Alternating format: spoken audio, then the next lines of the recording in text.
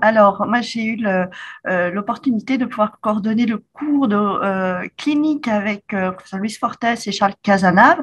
Et ce qui nous a beaucoup fait discuter, c'est à partir d'un cas d'échec aux antirétroviraux, ce fameux seuil de l'OMS à 1000 copies qui, tout le monde s'accorde à dire que c'est trop élevé parce que entre 200 et 1000 copies, c'est de la virémie, hein, c'est pas de la suppression virologique. Donc, il faut absolument, vraiment, il y a eu un plaidoyer pour la diminution de ce seuil d'échec, parce qu'on sait que entre 200 et 1000 copies, il se passe des choses et il faut absolument préserver la molécule dolutegravir qui est en nouvelle recommandation depuis plusieurs années et ne pas laisser répliquer entre 200 et 1000 les personnes.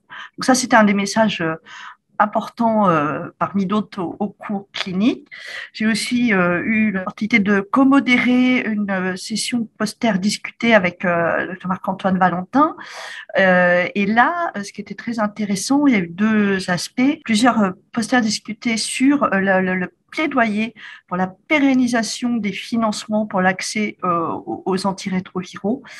Et puis, il y a eu aussi un oral qui m'a que tout le monde a trouvé très intéressant. C'était quels avaient été les moyens mis en place pour faciliter l'accès à la charge virale.